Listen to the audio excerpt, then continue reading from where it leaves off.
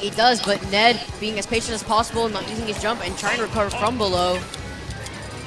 This is the bad part of what we basically saw the last 2 games. Whenever Ned was off stage, Zeno was just doing a fantastic job at keeping it off and closing both the stocks with down smash to clip his recovery. All right, Ned, that Dair does buy him a lot of space. He needs that to get his limit back. That limit, this is about that percentage range where maybe a confirm like that can come into play. Ned knows this better than I, but that limit will be taken as soon as he gets it. And that is Zenodo on match point. Yeah, off from a missed space down here, unfortunately.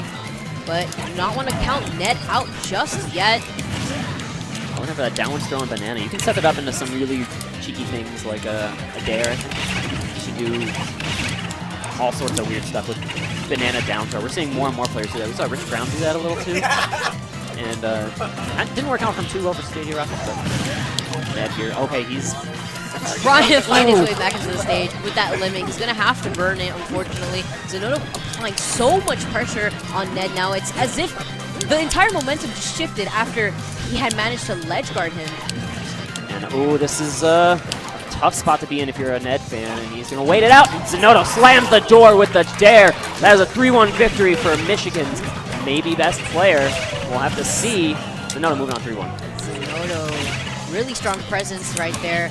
Ned playing really well, as patient as possible, but unfortunately, all that pressure that we saw off stage was he just couldn't do it. He just couldn't do it, unfortunately. And as Cloud, you're limited and limited.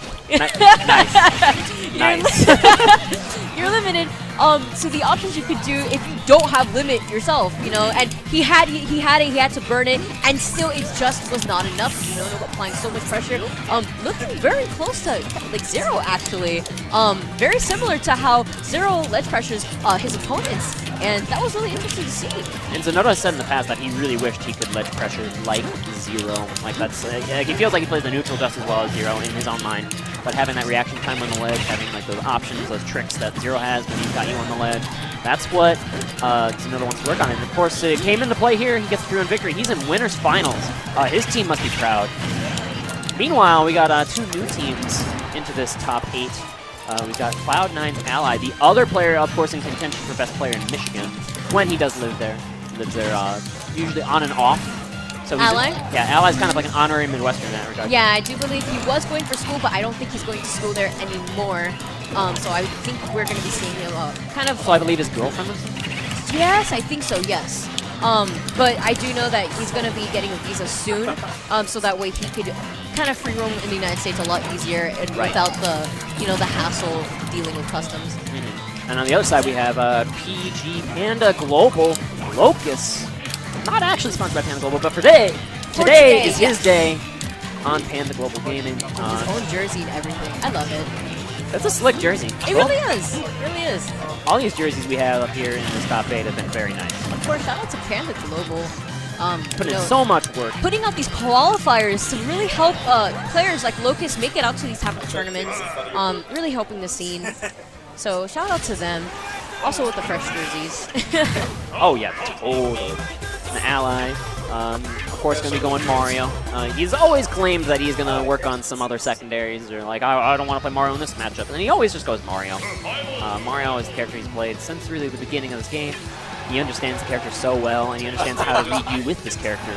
Just Yep. And Locust on the other side going Ryu. Bursting onto the scene pretty recently, actually. I think 2PG Zero Saga was his breakout. I believe these two actually, they had confrontation at Civil War. If I do recall correctly, I do believe Locust had sent Ally to losers. They're both Team Ally at that tournament. Yeah, well, I would hope Ally's Team Ally. Both Team Canada as well. Yes, that too. Hailing from different regions of Canada, though. And they team for doubles, okay. So, I guess there's something wrong with their buttons. I don't know what they're up to. But that Mario animation on the ledge, I never spent a decent amount of time looking at that. That's pretty silly. Oh, the animation. Have you seen Bayonetta's? My favorite. Oh, Bayonetta's is ridiculous. Bayonetta's is She's so just like, dramatic. oh, I might fall. her hand to her forehead, very dramatic, actually. My favorite, though, of course, of the ledge animation is Sonic. It's just so faithful to the original Sonic games? I don't remember. I actually don't remember. He has like the bug eyes and he goes, oh, I do remember now, actually. So it seems like we're having mic difficulties. That's the, yeah, I think it's mic difficulties. It's like their headphones, unfortunately. They're trying to figure it out now. But if you've ever played an original Sonic game for Sega Genesis, which, in my earnest opinion, and it's only my opinion before you roast me on Twitter, like the Genesis games are the best Sonic games. And like Sonic the Hedgehog 2 has a special place in my heart. I think arguably the older Sonic games, I feel like people do enjoy thoroughly. A lot more than a little bit more recent ones, but unfortunately. But that in those original Genesis games, that's the exact ledge animation in Sonic. Oh, really? Yeah. Okay, so that's where they got it from. If anything, that's why we love Smash Bros. Though. It's just a love letter to gaming. You're right, actually. And with all the characters that they've put into this game, like, we have Mario vs. Ryu on stream. If you would have told me this 2 years ago, that this would be a thing, I actually would not believe you. Oh yeah, when Smash for Wii U launched, we would have no idea that like Ryu would be in, Cloud versus Link is like the battle of 1998. Cloud like, versus Link. Final Fantasy VII versus Ocarina of Time, back when like you would go on game rankings with your friend, you'd be like, this is why this game is better. And you would just like go on message boards and yell at people because they have bad opinions and your opinion's the best. Of Good course. times. You're never wrong. Of course not. It's the internet, I'm right. It's a fact. Live. They're still working on these headphones a little bit. Apparently we just got word there is a large amount of static going through the headphones randomly, I guess. I hope to start it up. Could be the wires that are a little wonky right now, but they're fixing it. It seems like we are okay. Looks like the issue is starting to be resolved. Of course, this team at Unrivaled Tournaments, one of the best stream teams in the game. Actually though, Unrivaled Tournaments doing so much work for the community, honestly. Not just the Smash community, but for other gaming communities as well. So guys, please show your support for the stream and for the tournament itself. We really do appreciate it. Give that follow, give that sub. We would love it. Anyway, looks like we're getting down to business and brass tacks here. We got PG Locust on the right side of your screen, Cloud9 Ally on the left. Back on Smash Bros. Again. Yeah, and Kiki actually showing a presence this time around. So these two players actually having to have played recently too. Very close game as it is. So it's going to be really interesting to see the different playstyles that we're going to see between these two players. And Ally. Oh, no tech. Goodbye. A rare missed tech here from Ally. Going to cost him his stock. I definitely was not expecting that stage pick. Ally. All right, he's got to come back here. Mario, of course, comeback kid. Look at these quick strings. Big damage. Forward smash. Of course, big damage, but going the wrong way. Locust going to live. Yeah, like keeping it off the stage. Oh, okay. It was as if that stage spike never mattered, and immediately made this game an even game between himself and Locust. An Ally, of course, the master of like really kind of FGC resetting people, like kind of dropping a string and then going for like a read in the middle, and then continuing the combo that way for maximum damage. And he had the read on that side B kick over to recover, and Locust paid for it. Yeah, you know, something that I actually do see a lot from okay, just interesting way of getting rid of Hadouken. I do believe anything does get rid of Hadouken, even jab 1. But something that I do see Ally take advantage of a lot more than I see from other Marios is up B. Simply up B. Up B being such a good option to get out of those tricky situations that you could find yourself in. Or even if you want to overextend on yourself sometimes. And now, as this rage starts to build and build for Locust, it's like the kind of the elephant in the room here for Ally. And down he goes, 84% after the hit. Ally loses the stock. Ally kind of nodding his head like, yep, I remember this. Something that you really have to be wary of, roughly around 60%. That True Shoryuken. Ryu Rage, a force that you really do not want to underestimate. As soon as you get hit by that, you're like, I should probably live this, and then you start KOing. There's only 84% after the hit. Crazy stuff here for Locust. The comeback of his own, going up in game 1. And the run back, of course, to Smashville. Let's see what kind of adjustments Ally can make here. I think it might just come down to not over-committing too hard for something too cheesy when you're ahead that much. Yeah, like we saw the very beginning of that first stock last game. I don't remember what spacing. He had gone off stage. Oh, he tries to get the cape there from the Tatsu.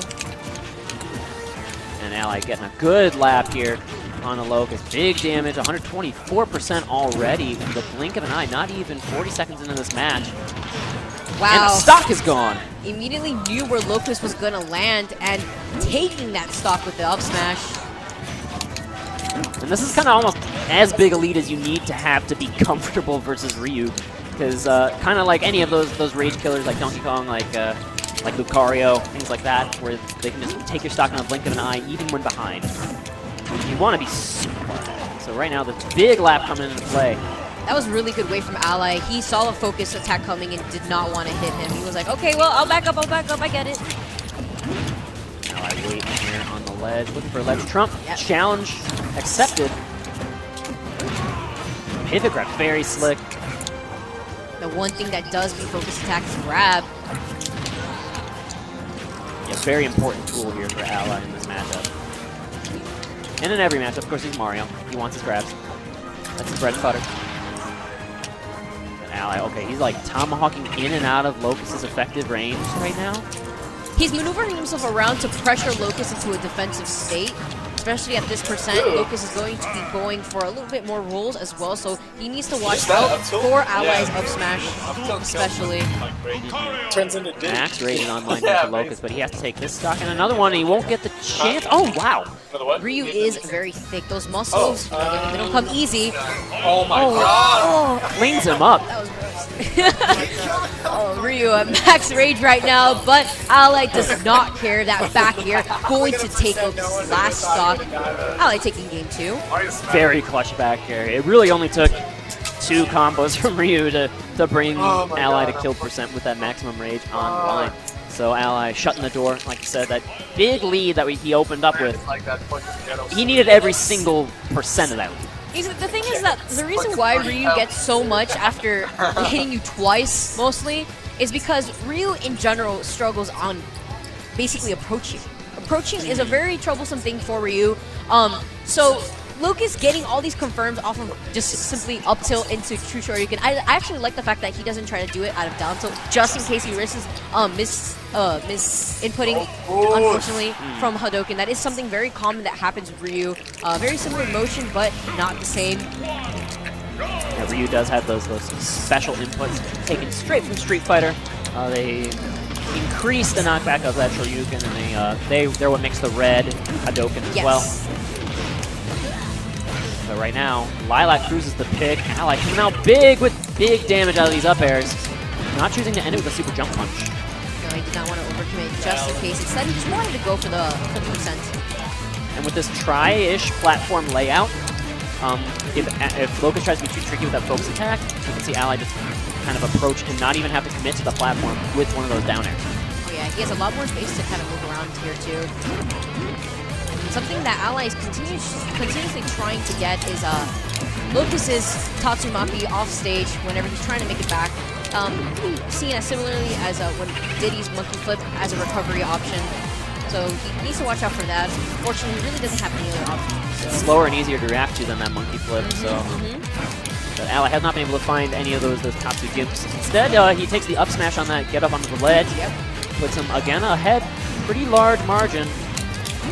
But he still can't get hit by any of those killer elbows. There it is. I'm sure all the people who are subs to Locust's Twitch channel hitting that emote button in the chat. Oh, I love it. He has an emote up tilt. He has the up tilt emote. It's just standing there like... Ally, okay, we're approaching aggressively with neutral air. Ally kind of turning up the heat. Ooh! Got the right hit of those coins, but not enough to kill. Now, this is the part where Ally really does but he kind of overextends because he can. Right there, as we saw, basically closing up the stock pretty early for that back throw. Right when he sees that he takes Locust's stock first, that's when he goes all in. He's like, okay, I'm not scared of you anymore. I'm not scared of dying at 60%. Because guess what? I have the lead now, and if I do happen to die, I'm fresh stock. So I just have to watch out after that. Indeed. Ally's so good at just changing his fundamental style of play.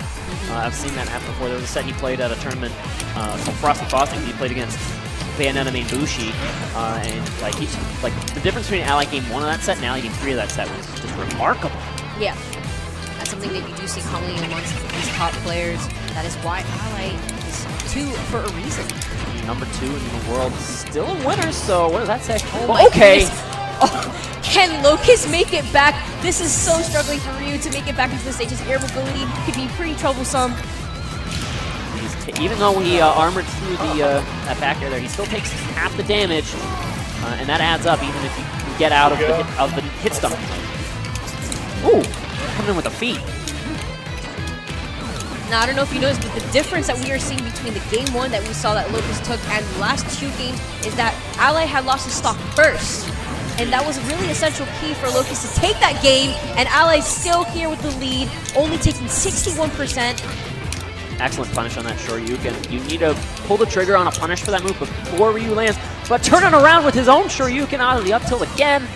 Great conversion from Locust. That's a really smart. I feel like he purposely mixed up Ally's DI because of it, since he was up tilting the opposite way, and because he did it in the B reverse, he managed to get him for it. Although he was still at high percent, Ryu did not have any rage. Town City's low ceiling also probably helping out a little bit, making sure that confirmed. Made its mark, got the stock. Now Ally has got to return to kind of that careful style of play. Flood buying him a little bit of space in neutral.